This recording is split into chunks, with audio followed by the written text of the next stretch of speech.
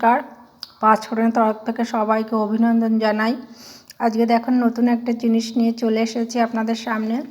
শীতের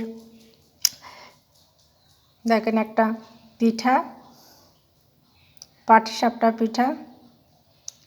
আপনারা কি বলেন জানি না, আমরা তো পাটিসাপটা বলি।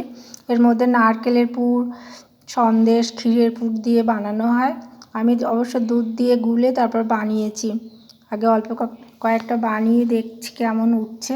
না, খুব ভালো হচ্ছে,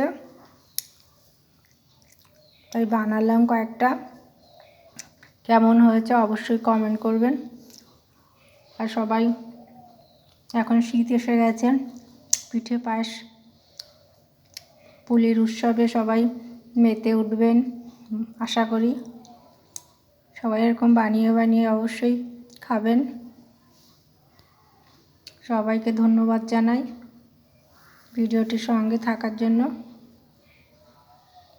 নমস্কার।